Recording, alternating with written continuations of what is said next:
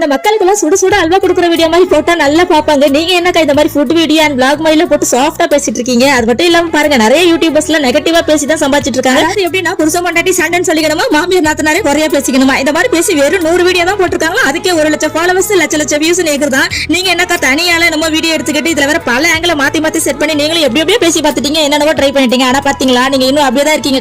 என்ன பார்த்து ஒரு கேள்வி கேட்கும்போது என்ன பதில் சொல்றதுன்னு தெரியல.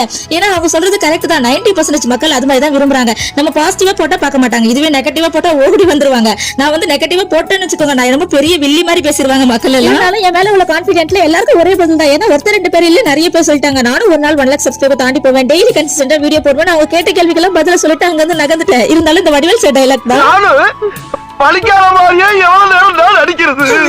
அப்புறம் வந்தவங்க எல்லாம் தாண்டி போகும்போது எனக்கும் வலிக்கும் தான். இருந்தாலும் அவங்களும் ஏதாவது ஒரு எஃபர்ட் போட்டு தான் வந்திருப்பாங்க. நானும் ஒரு நாள் போவேன்ற கான்பிடென்ட்ல அடுத்த நாள் வீடியோ போட்டுட்டு தான் இருப்பேன். ஏன்னா இந்த யூனிவர்ஸ் மேல எனக்கு அவ்வளவு பெரிய நம்பிக்கை இருக்கு.